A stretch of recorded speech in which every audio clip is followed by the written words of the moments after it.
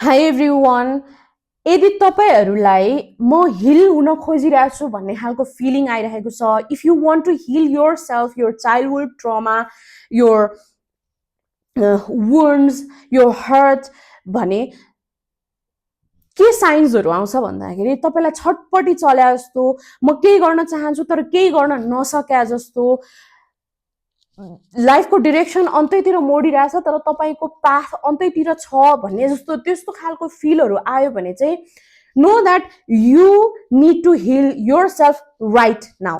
अहिले नै तपाईँले चाहिँ आफूले आफैलाई हिल गर्नतिर अगाडि लिएर जानुपर्छ। र I am going to tell you only one technique. Every day एउटै मात्र टेक्निक गर्नु, यो एउटै मात्र टेक्निक प्र्याक्टिस गर्नु every day. I am gonna assure that you will be healed within 45 days. तपाईले गर्नुपर्ने काम भनेको चाहिँ एभ्री डे बिहान उठ्ने बित्तिकै go straight to your mirror, ऐनाको अगाडि बस्नुस्, और जस्ट बिहान उठ्ने बित्तिकै जस्ट आँखा नखोल्नु, जस्ट क्लोज योर आइज, आँखा बन्द गर्नुस्, आफ्नो हात